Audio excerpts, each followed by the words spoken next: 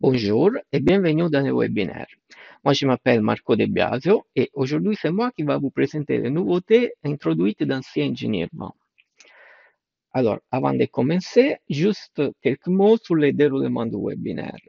Vos micros ils sont automatiquement désactivés, donc vous ne pouvez pas interagir avec moi avec la voix. Et en revanche, si vous avez des questions, vous pouvez les poser directement dans l'outil questions de GoToWebinar. Et moi, je répondrai à ces questions après le webinaire.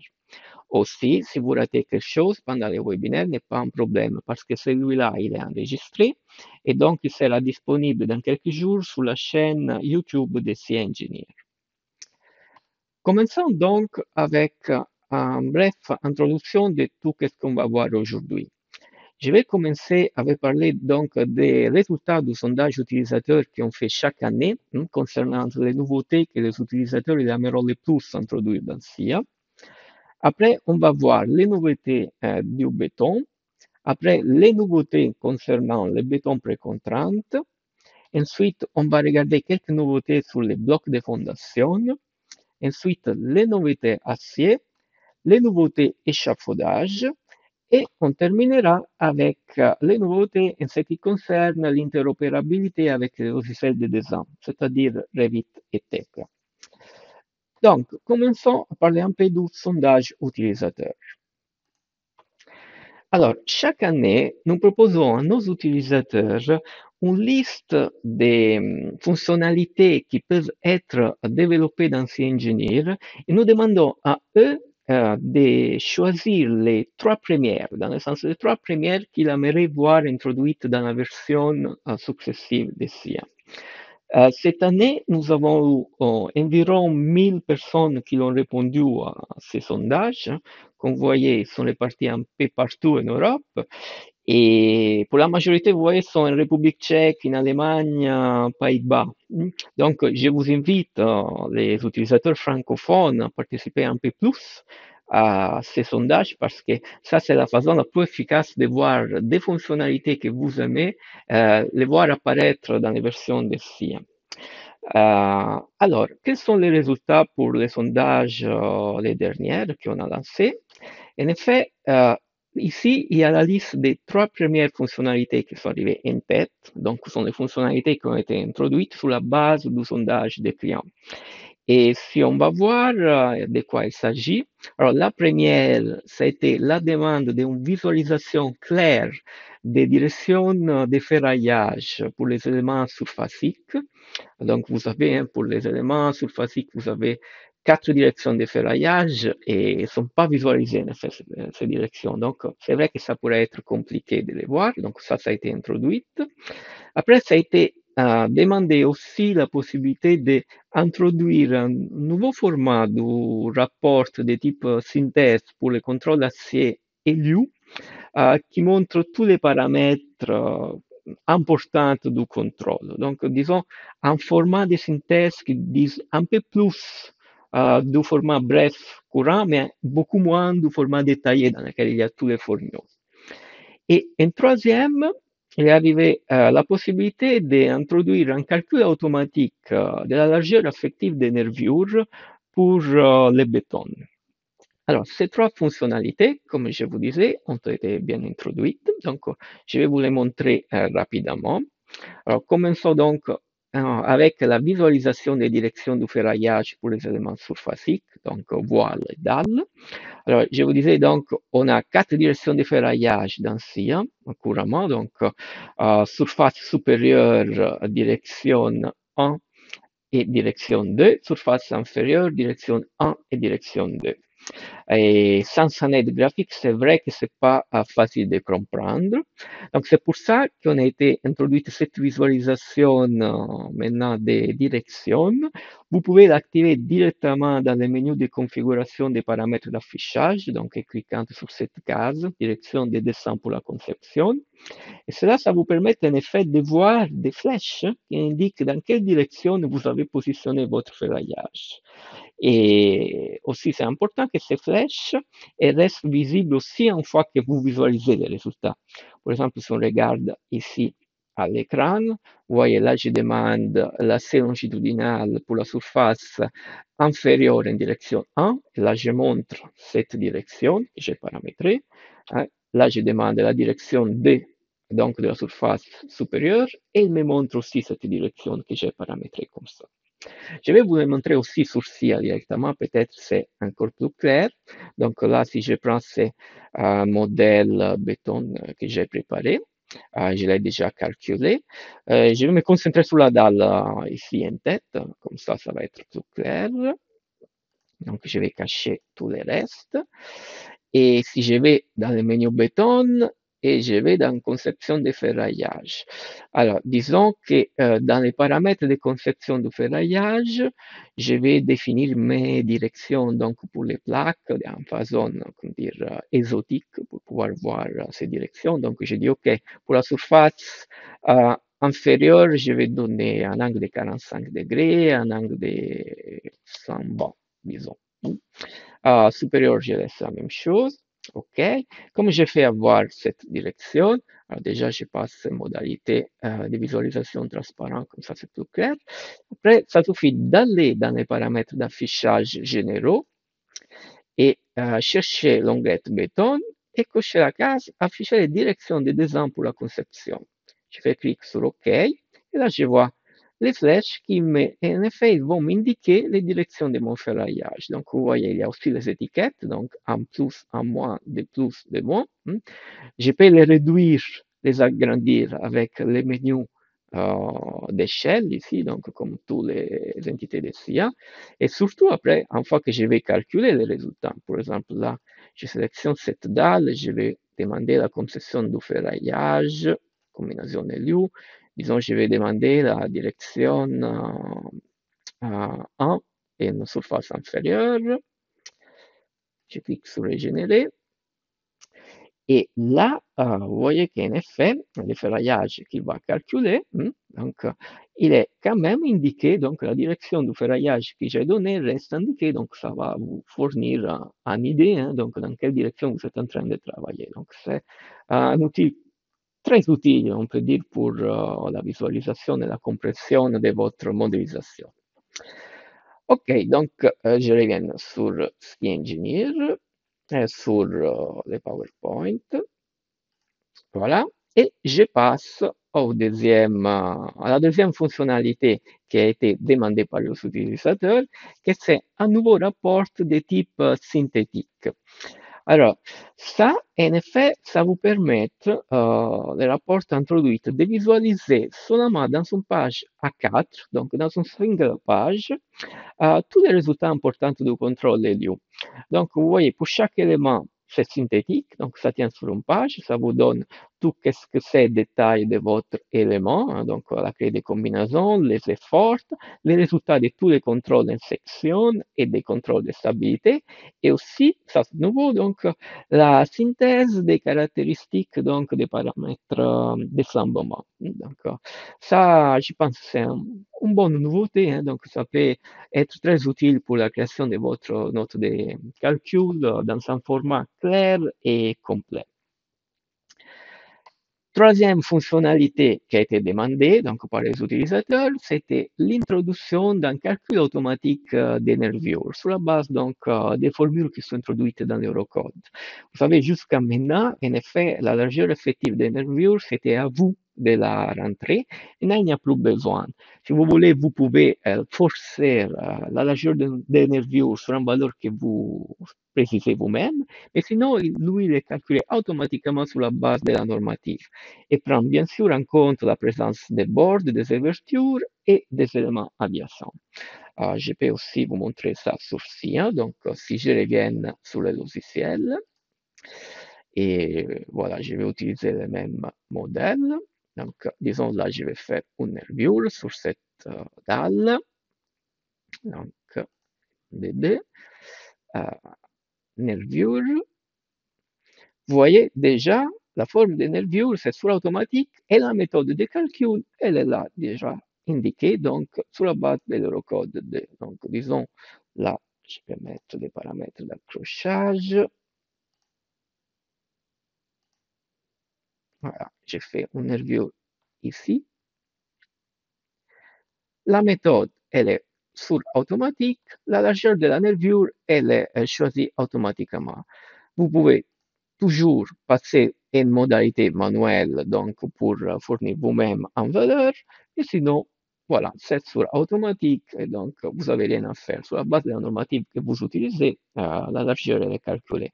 Et cette fonctionnalité elle a été introduite donc pour les bétons, mais exactement la même aussi pour les mix. Donc si vous faites les mix aussi, la largeur effective elle est calculée automatiquement sur la base de la normative. Ok, je reviens sur le PowerPoint. Et nous pouvons passer maintenant donc à l'introduction des nouveautés béton. Ok, parlons maintenant des nouveautés béton. Je commence avec les métrés. Il y a un an, dans C-Engineer 19, nous avions déjà présenté une nouvelle version des métrés. Et aujourd'hui, je suis heureux de vous annoncer que dans l'optique d'amélioration continue des fonctionnalités, nous avons également développé un métrait de ferraillage. Ces nouveaux métraits prennent en compte toutes les armatures utilisateurs en D, donc les armatures de type pratique, c'est là que vous-même rentrez, étaient accessibles soit séparément à partir du menu béton, soit intégrées dans la métrie classique dans le menu résultat avec tous les autres matériaux. Nous avons introduit la métrie du ferraillage avec la même logique du métrie classique, ce qui signifie que vous pouvez aussi faire une estimation des prix. Donc, si vous mettez un prix par kilo de votre matériau, vous pouvez avoir l'estimation des prix. Et en plus, il y a des coefficients d'augmentation qui sont disponibles. Ceci, car la maîtrise de l'armature est calculée avec l'armature nette, et donc les coefficients d'augmentation permettent de prendre en compte les modifications éventuelles, comme par exemple la coupe, le soudage, etc. Et en ce qui concerne le comportement du maître du ferraillage, il peut être fait par matériau, donc par section et par élément. Donc vous avez plusieurs options pour faire les tri. Et si par exemple on voit sur cette slide, donc à gauche, par exemple, vous pouvez voir la maîtrise avec tri par matériau. Donc les tableaux des armatures donnent les masses, la longueur et éventuellement aussi les prix. Et sur la droite, vous pouvez voir la maîtrise avec tri par section. Donc pour l'armature, le tri se fait maintenant par diamètre et par type. Et enfin, si vous faites la maîtrise par élément, vous avez une sortie plus détaillée pour chaque couche de ferraillage. Donc, dans les éléments en D, vous avez un récapitulatif et vous voyez pour chaque élément, il vous donne les prix, la longueur et la masse. Ensuite, autre nouveauté que nous avons introduite dans ci-avant concerne les templates disponibles pour les ferraillages définis. Nous avons retravaillé nos templates de ferraillage pour les sections NT et NL, donc pour les sections typiques pour les nervures. Et cela afin d'être plus conforme et utile avec cette fonctionnalité des nervures pour pouvoir être utilisé d'une façon plus pratique. Et parce que dans la version 19, les traits et les armatures longitudinales étaient toujours calculés à la fois dans l'âme et dans la semelle. Et maintenant, nous avons ajouté des options. Les étrières dans l'âme uniquement, ce qui signifie que les étrières sont calculées dans l'âme et l'armature longitudinale est calculée dans l'âme et la semelle. Et les étrières et les armatures longitudinales uniquement dans l'âme. Et clairement, il y a aussi un template pour la section L qui suit exactement les mêmes fonctionnalités que je viens de vous décrire. Je peux donc aller sur SIA pour vous montrer ça directement là. Donc, par exemple, sur cette nervure que je viens de faire, si je vais dans le menu béton et il faut que je le calcule rapidement. Comme ça, je peux vous montrer en effet les templates pour cette nervure. OK. Là, je vais dans paramètres de conception par défaut. Je peux chercher poutre nervure, donc j'ai section NT et cornière, donc la section NL. Là, c'est en section NT, donc je peux aller à chercher les templates pour cela. Et par exemple, si je ne prends un, je fais modifier. Là, j'ai la possibilité de choisir donc pour les armatures de cisaillement comme elles sont, comme d'habitude. Et ici, j'ai la possibilité de choisir en effet les trois options que je viens de vous montrer. Donc, âme SML, cisaillement dans l'âme et âme seule. Comme ça, vous voyez, tout va s'adapter automatiquement au template que vous aurez choisi. Et la même chose, donc aussi pour les sections NL. Donc, je viens sur cornière, je fais modifier. Vous voyez, j'ai exactement les mêmes paramétrages. Donc, sur la base de mes choix, le choix des armatures de cisaillement, on va s'adapter. OK, donc je ferme ça et je reviens sur les PowerPoint pour passer donc au autre sujet que c'est la représentation du ferraillage défini. Alors, nous avons changé cela afin que ce soit plus clair à la lecture. Parce qu'en fait, dans les versions de style précédentes, les barres d'angle, donc les barres qui sont dans les coins de la section, étaient comptées des deux côtés de la section. Donc, comme appartement au côté vertical et comme appartement au côté horizontal. Et donc, si nous prenons par exemple l'exemple qui est ici à l'écran, depuis la lecture du tableau, il semble que chaque barre d'angle est utilisée deux fois. Parce que si vous comptez toutes les barres ici, donc vous les sommez, vous ne trouverez pas la somme réelle des barres. Parce qu'ici, il y a bien 6 barres, mais si vous sommez ça, ça fait 2 plus 2 plus 2 plus 2 plus 2, ça fait 10. Donc, c'est pas tout à fait la même chose. Donc, dans CEngineer 20, on a modifié ceci parce que comme ça, on va avoir une information plus claire et intuitive. Et maintenant, les barres d'angle, vous voyez qu'ils sont attribuées seulement une fois. Donc, si on somme la somme qu'on a dans le tableau, on a bien 6 et pas 10 comme on avait là. Donc, pour chaque coin, on a les bons décomptes. Pour cela, justement, donc, dans le menu de définition des templates, on a la possibilité maintenant de choisir l'axe de conception, donc Y ou Z. Et maintenant, les barres d'angle, donc les barres qui sont dans les coins, sont par conséquent comptées seulement dans la direction qu'elle est choisie, donc dans la direction de prédéfinition. Et tout ça afin de pouvoir compter facilement la quantité réelle des barres depuis les tableaux de résultats, donc d'une façon beaucoup plus intuitive. OK pour ça. Et passons maintenant à une nouveauté plutôt importante, que ça concerne en effet l'algorithme de dimensionnement des poteaux. Parce qu'en effet, j'imagine que tous vous, vous avez remarqué parfois pendant le dimensionnement ce message ici. L'armature longitudinale est dimensionnée au centre de chaque face de la section. En effet, pourquoi ça? Parce que souvent, avec CA19 précédent, vous pouvez avoir remarqué une différence dans les valeurs qui sortent du dimensionnement et les valeurs qui sortent du contrôle unitaire. Pourquoi ça? Ça parce que, en effet, pour le dimensionnement, nous supposons que toutes les armatures qui sont dans votre section, en effet, pour le dimensionnement, elles sont placées au centre de chaque face. Donc, par exemple, ces deux armatures ici, pour le dimensionnement, on les suppose qu'elles sont ici en correspondance de l'axe. Si on avait la même chose sur les côtés, donc une armature ici et ici, on passe sur la supposition qu'elles sont au centre.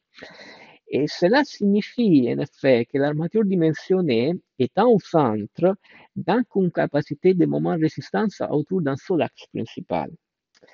Et en réalité, en effet, ce n'est pas le cas parce que les armatures qui ne sont pas passées au centre de chaque face, donc les barres d'angle, ont une capacité de résistance autour de deux axes d'inertie, donc l'axe Y et l'axe Z. Cependant, pour le dimensionnement, cette seconde capacité n'est pas prise en compte. Et ça, c'est la raison pour laquelle, dans certains cas, vous pouvez trouver une valeur inférieure pour le contrôle unitaire. Donc, par exemple, vous trouvez un contrôle unitaire qui vous donne un 0,7, alors que quand vous allez faire le dimensionnement, l'armature elle est juste suffisante, donc avec une valeur, par exemple, de 0,99. Et dans certains cas, quand vous êtes en présence d'un moment biaxial, que c'est typique pour les poteaux. Cela, ça conduit à une surestimation du ferraillage, donc à une conception que ce n'est pas trop optimisée. Et donc, avec la nouvelle option de conception par contrôle que vous pouvez activer dans le menu de paramétrage du béton, les valeurs de dimensionnement donnent un résultat beaucoup plus optimisé. Et pour cela, donc, en fait, une procédure itérative s'exécute en arrière-plan. Donc, vous faites la conception de l'armature, après, automatiquement, ça se fait les contrôles, il réadapte l'armature et donc, il itère le processus jusqu'à quand une bonne solution ça a été trouvée. Donc, ça, c'est une nouveauté plutôt efficace pour la bonne conception optimisée des poteaux. Je vous montre sur SIA donc à nouveau où ça se trouve cette case pour pouvoir l'activer. Donc c'est dans le menu de configuration du béton et c'est ici conception par contrôle. Vous voyez que par défaut elle est activée. Donc voilà cette case là. Et je vous rappelle cette fonctionnalité, donc là je reviens sur les PowerPoint, elle est disponible seulement avec l'Eurocode. Donc si vous êtes en train d'utiliser la normative SIA, vous ne pouvez pas pour le moment encore utiliser cette fonctionnalité. OK. Autre nouveauté qui a été introduite pour le béton, c'est la désactivation du contrôle de cisaillement sur les appuis. Alors, cette fonctionnalité était déjà présente en ce qui concerne les dimensionnements de l'armature. Maintenant, nous avons étendu cette fonctionnalité de sorte que les réglages influencent aussi les contrôles du cisaillement. Donc, si l'option est activée, le contrôle de cisaillement est ignoré à proximité des appuis et seules les dispositions constructives sur biais de max sont vérifiées. Donc, en tant qu'utilisateur, vous pouvez choisir d'appliquer cette réduction dans la largeur du support ou jusqu'à une distance D de la face de support. Ici, par exemple, sur cette image, nous pouvons voir qu'une fois que nous activons cette fonctionnalité, le contrôle des cisaillements au-dessus du support central a diminué et est devenu plat. Ok, ça c'était tout concernant les nouveautés du béton d'ancien vent. Passons maintenant aux nouveautés spécifiques pour le béton précontrante. Concernant la précontrante, la grande nouveauté de cette année, c'est que la fonctionnalité a été totalement migrée dans l'environnement 64 bits. Donc maintenant, en effet, vous avez la possibilité de travailler avec les câbles précontraintes et post-tension directement dans l'environnement default, donc disponible en 64 bits, avec tous les avantages de cela. Par exemple, la vitesse de calcul plus élevée vis-à-vis de l'ancienne solution dans l'ancien environnement. Et donc, vous pouvez conduire des études avec des précontraintes sur tout type de bâtiment. Je vous rappelle, hein, donc maintenant que c'est changé la possibilité d'activation, pour activer la précontrainte, il faut aller dans Projet, Fonctionnalité et cocher la case précontrainte. Pas plus comme avant qu'il faudrait passer un environnement V16, donc avec tous les inconvénients de cet environnement. Donc maintenant, ça suffit d'activer la précontrainte et une fois qu'on fait ça, toutes les options typiques auxquelles on était habitué avant, elles sont disponibles et dans le menu résultats et dans le menu structure. Donc, toutes les possibilités, elles sont là. Je reviens sur le PowerPoint pour continuer à parler de ça. Vous avez donc que maintenant on a et les contrôles lieu et les contrôles LS pour la précontrainte. Donc vous pouvez créer du ferraillage dans les sections de type constante ou variable. Pour les contrôles de lieu, vous avez le contrôle du moment fléchissant, l'effort normal, l'assaisonnement et la torsion, et l'interaction donc des efforts. Pour le contrôle LS, vous avez la vérification des largeurs de fissure et le contrôle de décompression, la limitation des contraintes pour les câbles, les ferraillages et les bétons. Et aussi, vous avez le contrôle des dispositions constructives. Et tous les contrôles, ça c'est intéressant, peuvent être exécutés avec un seul clic. Donc, rapidement, vous pouvez avoir un overview global du comportement de votre ouvrage. Et aussi, on a un système d'erreur et d'avertissement qui peut vous guider quand vous avez des soucis, donc des zones critiques, donc il donne des renseignements plutôt utiles. Une autre chose donc, qui a été introduite concernant la précontrainte, c'est la métrie pour les câbles. Ça, il n'y avait pas avant, maintenant c'est disponible. Donc, vous voyez, une fois que vous avez des éléments de précontrainte, donc des câbles, ça aussi sont listés dans la métrie, donc en ce qui concerne les masses, les longueurs, etc. Et clairement, maintenant, dans le menu des propriétés de la maîtrise, vous avez la possibilité, si vous voulez, de les afficher ou pas. Donc, vous pouvez cocher, décocher la possibilité d'avoir des informations sur les différents types de câbles. Si on fait un peu une comparaison avec l'ancienne solution, donc dans l'ancien environnement, on voit que la nouvelle solution à 64 bits en ce qui concerne la précontrainte couvre pratiquement toutes les options qui étaient disponibles avant. En plus, maintenant, elle ajoute le contrôle des contraintes de l'efferraillage qui avant n'étaient pas disponibles, ainsi qu'un contrôle des dispositions constructives et le contrôle des interactions des efforts. Pour le moment, c'est pas possible de faire un dimensionnement du ferraillage, mais sur ça, on y travaille, donc ça sera disponible bientôt. Autre chose qu'il faut que je remarque, c'est que les phasages de construction en revanche n'ont pas encore été migrés dans l'environnement 64 bits. Donc, les personnes entre vous qui utilisent la précontrainte avec les phasages, pour le moment, ils peuvent la faire quand même en 64 bits en utilisant les absences. Donc, je vous rappelle, si vous voulez faire un phasage linéaire, l'utilisation des absences, ça revient exactement la même chose. En revanche, pour les gens qui font du phasage non linéaire, alors là, pour le moment, vous êtes obligé de rester avec l'ancienne solution 32 bits, donc dans l'ancien environnement. Mais ça va être introduit bientôt, cette fonctionnalité. Ok, ça c'était tout en ce qui concerne les précontrantes. Passons maintenant à la nouvelle implémentation du contrôle des blocs de fondation. Comme vous savez, donc dans SIA, c'était déjà possible de créer et dimensionner des blocs de fondation isolés. La nouveauté, c'est dans cette année la migration de cette fonctionnalité à nouveau dans l'environnement 64 bits. Donc vous voyez qu'en effet, la liste des fonctionnalités désormais disponibles en 64 bits ne cesse d'augmenter. Donc pratiquement, on a presque toutes les fonctionnalités disponibles. Et donc, si je reviens au contrôle des blocs de fondation, vous avez désormais la possibilité de les créer et de les contrôler donc directement dans une modélisation faite en 64 bits. Pour les personnes de vous qui ne connaissent pas, je vais vous montrer. Vous avez donc là, si je reviens sur ma structure globale, la possibilité dans SIA, donc là vous voyez, je suis en version 64 bits. Je peux aller dans fonctionnalité et activer contrôle bloc de fondation. Et à ce moment-là, si je vais sélectionner un de mes appuis, donc je sélectionne l'appui, je vais passer sur typologie bloc de fondation. Donc un bloc, il est représenté. Je peux changer ses dimensions pour le faire comme je veux. Donc j'ai différents types des blocs à disposition. Je peux changer les codes, les matériaux, les types de fabrication.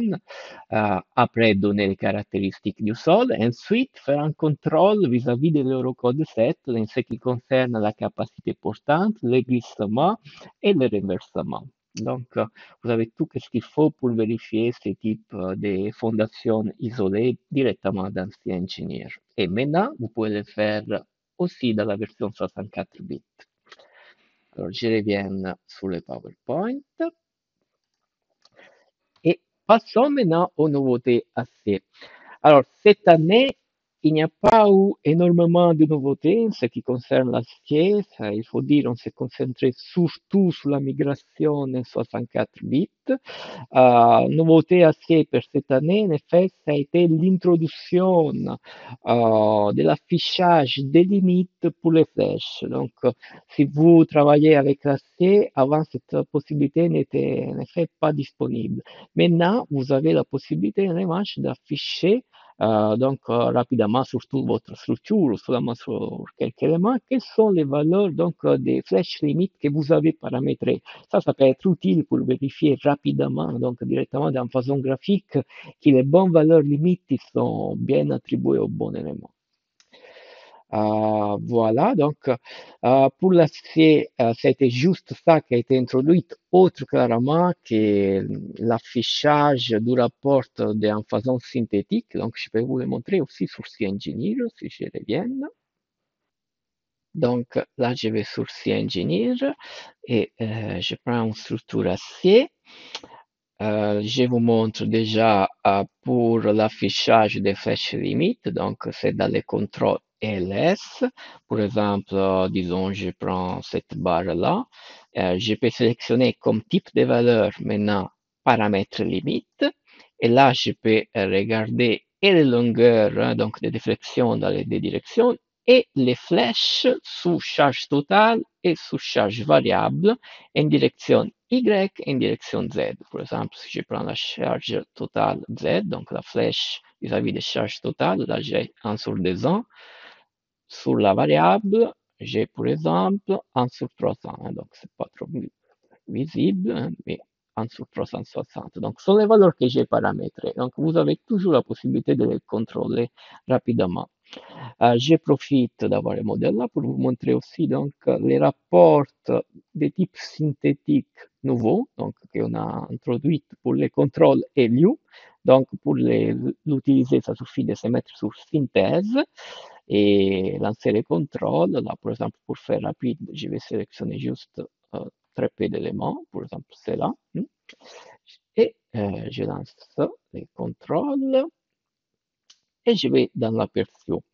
Et là, donc, pour cette synthèse, je vais trouver pour chacun des éléments que j'ai sélectionnés, donc là, j'ai sélectionné en effet 5 éléments, donc là, j'aurai 5 pages, une page par élément qui me résume tout ce qui se passe sur cet élément. Donc, vous voyez, chaque élément, là, je suis en extrême global, si je fais extrême élément, j'aurai une page par élément. Voilà, donc, premier élément, deuxième élément, etc. Et ça, donc, ça vous donne quelque chose qui c'est beaucoup plus synthétique que les contrôles détaillés et quand même beaucoup plus informatif que les contrôles brefs. Donc, ça peut être un bon mix entre les deux. Alors, OK, je reviens sur les PowerPoint pour passer au autre sujet, que c'est les nouveautés sur les échafaudages. Concernant les échafaudages, il y a une nouveauté importante cette année, que c'est la migration en 64 bits. Désormais, donc, comme vous pouvez voir dans l'image, hein, donc, les échafaudages, les connecteurs des échafaudages sont disponibles sur 64 bits. Ça, c'est une nouveauté très importante parce que normalement, les gens qui font échafaudage ils les connaissent, les structures sont très lourdes à calculer, donc il y a beaucoup d'éléments, de non-linéarités. Et ça donne lieu avant à beaucoup de problèmes, des crashs, des temps de calcul très longs avec l'environnement 32 bits. Avec l'environnement 64 bits, ça doit être beaucoup amélioré parce que clairement avec un 64 bits, vous pouvez exploiter toute la mémoire vive de vos ordinateurs. Donc ça, j'imagine, pour les gens qui font échafaudage, c'est une nouveauté très intéressante. Mais à côté de la migration en 64 bits, des choses nouvelles ont été ajoutées. Alors déjà, les connecteurs de type Qatari, donc ils vont s'ajouter à la liste des connecteurs qui sont déjà présents, donc les layers, les caplock et un connecteur de type général. Donc vous avez une bibliothèque avec ces connecteurs Qatari et avec déjà englobé les fonctions non linéaires de la courbe moment courbature, donc de votre de votre connecteur. Donc ça, il n'y a pas besoin de la rentrer à la main. Vous sélectionnez seulement les connecteurs et la courbe elle est attribuée automatiquement. Donc voilà, si vous utilisez les connecteurs Qatari, maintenant vous pouvez le faire aussi dans CEngineer facilement. Aussi, il a été introduit le contrôle d'interaction 3. Ça, c'est un autre contrôle qui, en effet, il vérifie que dans la zone autour du coupleur, les tubes de support ne se cassent pas dû à la transfert de charge du coupleur. Donc ça vient d'être introduit. Donc pour presque tous les types de coupleurs disponibles, vous avez le contrôle de type interaction 3. Et autre nouveauté, la sortie détaillée. Maintenant, elle est disponible aussi pour les échafaudages. Donc, c'est la sortie, en effet, détaillée, je vous rappelle, c'est la sortie qui vous donne tous les détails de vos calculs. Donc, avec les formules utilisées, les valeurs de substitution et la référence à la normative qu'elle est utilisée. Donc, c'est un type de sortie qui est très utile pour comprendre un peu quel que logiciel a fait derrière, et donc pour se justifier vis-à-vis d'un bureau de contrôle. Elle était disponible avant pour le béton, l'acier et mixte. Maintenant, elle est disponible aussi pour l'échafaudage. Donc là, par exemple, vous voyez les détails du contrôle d'interaction 3. Donc voilà, ça aussi, c'est disponible maintenant pour les échafaudages. Et OK, on est presque à la fin de ce webinaire. Donc, et une dernière, je vais vous dire brièvement les nouveautés en ce qui concerne l'interopérabilité avec les logiciels de design Revit et Tekla. Alors, concernant Revit, déjà, qu'est-ce qu'il faut dire, c'est qu'avec les liens directs que vous trouvez dans l'installation donc d'ici avant, vous avez déjà la compatibilité avec Revit version 2021, donc vous pouvez déjà utiliser cela. Une chose autre qui a été introduite, c'est la possibilité d'exporter une ouverture de Revit comme un panneau de charge Versia. Donc, ça peut être très utile pour les générateurs de vent. Et ensuite, vous avez la possibilité d'exporter les ferraillages des poutres poteaux, donc des éléments en D créés dans Revit, vers CEngineer. Comme vous pouvez voir, par exemple, ici dans les vidéos qu'il est en train de s'exécuter. Donc, pour tout ce qui se sectionne de béton de type rectangulaire en T et en L, vous avez la possibilité de créer des ferraillages dans Revit et l'exporter dans SIA. Donc là, vous voyez, hein, dans l'image, on avait créé un ferraillage dans Revit et là, on l'a exporté, on le retrouve pareil dans SIA Engineer. Donc ça peut être aussi une chose très intéressante. En ce qui concerne Tekla, pareil, donc vous avez la possibilité d'avoir la compatibilité avec Tekla Structure Vent. Vous avez les liens bidirectionnels pour les ferraillages, donc ça veut dire que les ferraillages que vous créez dans CEngineer, vous pouvez les transférer vers Tekla, donc comme c'est le cas pour l'image, pour les vidéos qui est en train de s'exécuter maintenant. Mais vous avez aussi la possibilité de faire l'inverse, donc vous pouvez créer les ferraillages des poutres poteaux, donc des éléments dans Tekla, et ensuite l'exporter dans SIA pour l'utiliser un peu comme c'était pour Revit. Ok, donc pour les deux, vous avez ce lien bidirectionnel pour le ferraillage et compatibilité avec les dernières versions et de Tekla et de Revit. Ok, on est donc à la fin de ce webinaire. Donc, je résume un peu les nouveautés qui ont été introduites et qu'on a vues ensemble. Donc, pour le béton, essentiellement, il y a eu l'introduction du calcul automatique de la largeur effective des nervures. Et je vous rappelle que ce calcul automatique a été introduit aussi pour les modules de calcul mixte. Il y a aussi l'introduction de la visualisation des directions de ferraillage pour les éléments surfaciques. Après, les métraits du ferraillage, y compris les métraits des câbles de pré-contrainte, post-contrainte. Et aussi, une nouveauté très intéressante, le dimensionnement par contrôle. Donc, le fait d'optimiser le dimensionnement des éléments qui sont sujets à un moment de type biaxial. pour l'acier, essentiellement, il y a une nouvelle sortie de type Helium synthétique qui tiennent pour chaque élément sur une page A4, donc avec toutes les informations importantes.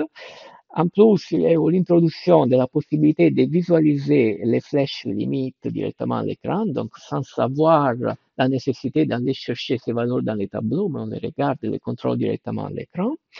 Aussi, pour les échafaudages, il y a eu l'introduction des connecteurs de type Qatari, l'introduction du contrôle d'interaction 3 et l'introduction de la sortie détaillée pour les échafaudages.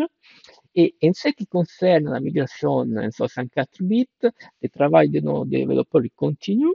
Et maintenant, on a introduit en plus tout ce que c'est les contrôles et le dimensionnement de la précontrainte, les blocs de fondation et les échafaudages. Donc tout ça, maintenant, vous pouvez l'utiliser en version 64 bits, donc avec tous les avantages en termes de stabilité et vitesse de 64 bits. Ok, c'est tout de mon côté. Donc, on termine ici les webinaires. Je vais voir s'il y a des questions, comme ça je peux commencer à répondre à quelqu'un de cela.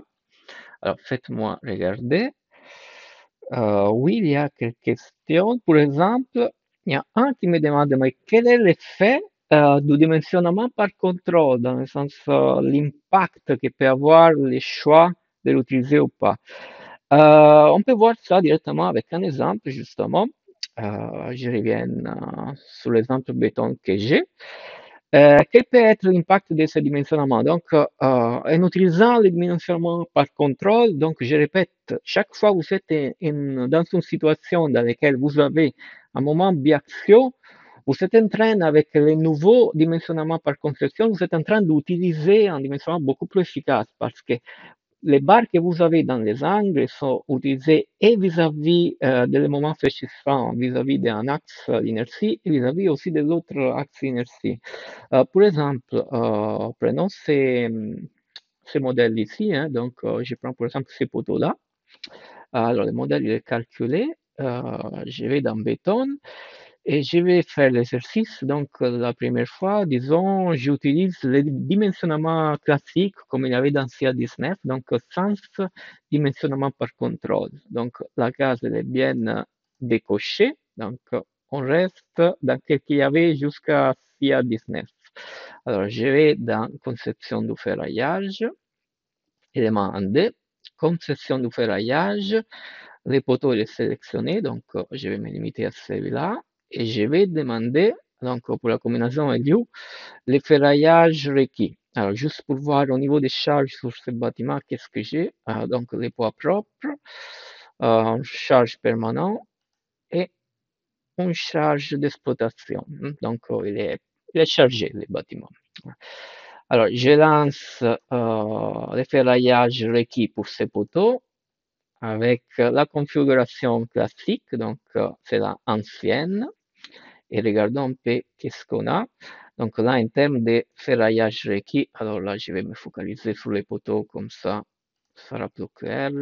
Je vais les mettre zoomés. Voilà, on a 1112 mm carrés dans une direction et 768 dans l'autre direction. Donc, on garde en tête ces nombres-là. Et maintenant, je vais activer la conception par contrôle. Donc, la conception optimisée qui vient d'être introduite cette année. Donc, conception de ferraillage, à nouveau sur le même poteau, régénérer. Regardons un peu la différence. Pour voir un peu l'ordre de grandeur des différences qu'il peut y avoir entre les deux. Et vous voyez que ça peut être très grand. Donc là, j'étais à 1100 quelque chose, maintenant je suis à 508. Et là, j'étais à 700 quelque chose, et là, je suis à 340. Donc, il y a un facteur 2. C'est énorme, hein. Donc, la quantité de ferraillage que vous pouvez économiser. Carrément, là, il faut dire, donc, si j'affiche tous les bâtiments nouveaux, Peut-être c'était un cas extrême, donc les poteaux très chargés à la base. Je pense pas que sur tous les poteaux, on a les mêmes différences. Mais vous voyez que sur les éléments les plus sollicités, avec la nouvelle conception par contrôle, vous pouvez optimiser beaucoup et faire un dimensionnement qui satisfait la normative, mais d'une façon beaucoup plus économique. Donc, ouais, je vous conseille de l'utiliser, hein. Donc, c'est quelque chose de très efficace que vous avez. Ok, pour ça, donc je regarde s'il y a d'autres questions. Hmm. Il y a une question de type général sur le bloc de fondation. Donc, je ne connais pas cette fonctionnalité, comment ça marche. Bah, c'est très facile, hein. Donc, voilà, là, on a l'écran dans ces modèles, un bloc de fondation que j'avais fait tout à l'heure. Simplement, une fois qu'on a défini ces blocs de fondation, donc juste en allant sur la typologie d'appui, sélectionnant le bloc de fondation et en définissant les caractéristiques géométriques du bloc ainsi que les caractéristiques du sol. Une fois que le modèle est calculé, donc là c'est calculé, il y a le service géotechnique qui va apparaître, donc où vous pouvez faire les contrôles. Là, par exemple, je clique là. Il y a une partie de configuration dans laquelle éventuellement vous pouvez lui dire si vous voulez utiliser une valeur des capacités portantes du sol que vous avez déjà spécifié dans les caractéristiques du bloc et éventuellement changer les valeurs de centricité limite pour les contrôles au renversement, pour les contrôles de centricité. Et après, simplement, vous pouvez lancer les contrôles de bloc fondation, par exemple, sur cet élément-là. Donc, je vais les sélectionner. Vous vous mettez bien dans une classe ToSLU. Et après, c'est comme d'habitude, vous choisissez le type de sortie que vous voulez, par exemple détailler, tableau de formule, OK. Et là, c'est rapide, donc le contrôle c'est fait. Et on peut voir un peu qu'est-ce que ça donne. Donc, c'est le contrôle à l'Eurocode 7. Et oui, la forme c'est classique. Donc, il vous donne d'abord un résumé de qu'est-ce qu'il y a en effet de votre caractéristique géométrique, donc les caractéristiques de votre bloc. C'est là du sol qui ont été renseignées, hein. Donc, ça c'est qu'est-ce qu'il y avait déjà dans les modèles. Et après, il démarre avec les différents contrôles. Donc, la détermination de la géométrie efficace des contacts du bloc. Ensuite, la vérification de la capacité portante. Vous voyez, il y a toujours la référence à l'article. La vérification de la résistance au glissement et la vérification de la contrôle de centricité maximum. Donc, voilà, il y a tout ce qu'il faut pour vérifier les blocs de fondation isolés. Je vous rappelle, c'est disponible seulement pour les fondations isolées, donc les blocs, et pas encore au moins pour les semelles de fondation. Donc, si vous avez une semelle, ça pour le moment, vous ne pouvez pas le faire. Ok, je peux voir aussi une autre question encore. Là, il y a une question sur les absences. J'ai parlé des absences quand j'ai parlé, en effet, de la précontrainte du phasage. Comment faire les utiliser avec avant? Bah, c'est très simple, en fait. Il faut activer dans le menu projet, il faut aller dans fonctionnalité et activer le modificateur des modèles.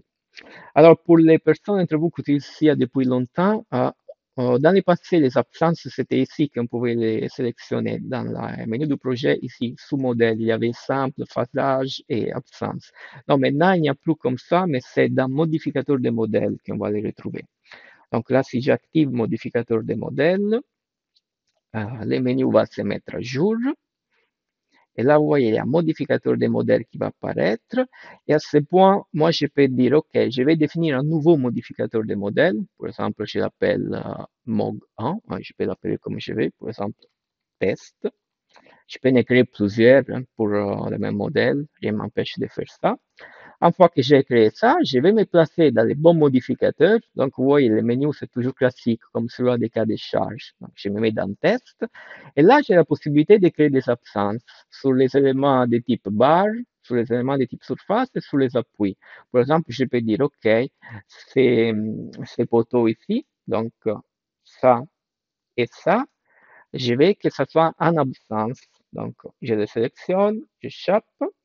Et là, il y a mis en absence, vous voyez, il y a mis un symbole jaune, on le voit en premier peut-être, je me passe un filaire, donc là pour rappeler qu'il y a une absence, je peux faire la même chose par exemple sur un appui, donc là, disons, je lève aussi cet appui-là, et je peux faire la même chose sur une surface si je veux.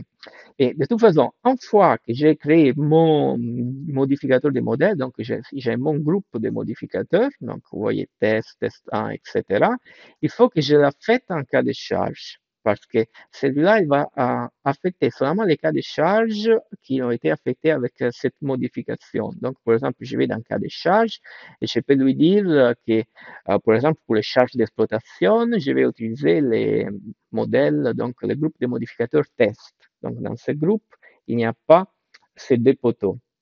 Et là, maintenant, si je vais lancer les calculs, donc dans les cas de charge que j'ai sélectionnés, ces deux éléments, c'est comme s'ils ne sont plus présents. Et donc, voilà, vous avez fait en effet une absence de deux éléments simplement avec ce commandant. Donc, on peut aller voir, hein, par exemple, si je vais dans résultat et je vais voir les efforts internes dans les barres, disons que je regarde sur tous les éléments de type poteau, donc je fais un filtrage par type de barre, poteau, OK. Alors là, si je regarde le poids propre, normalement, je dois avoir résultat partout, donc sur tous les éléments de type poteau. Mais si je vais regarder, je me souviens plus si c'était G ou Q, Q peut-être, voilà, là j'ai plus les résultats, hein, donc sur les trois barres ici. Hein, donc un parce que j'ai levé l'appui là, et l'autre parce que j'ai mis en absence des éléments. Donc ces éléments ici ne sont plus présents, donc clairement j'ai plus d'effort. Hein. À nouveau, si je vais sur actuel, pour ce cas de charge là, j'ai rien parce qu'il y a des absences. Pour les autres cas de charge, en revanche, il n'y a pas d'absence, donc il y a des résultats. Voilà, donc c'est vraiment très simple à l'utiliser. Ok, je vois qu'il y a encore quelques questions, mais bon, il n'y a pas trop de temps encore, donc je répondrai après via email, donc vous inquiétez pas. Alors, je reviens sur les slides. Ok, c'est tout de mon côté. Donc, merci pour votre attention, donc pour votre participation à ce webinaire. Je vous souhaite un bon fin d'après-midi et donc au prochain webinaire. Au revoir.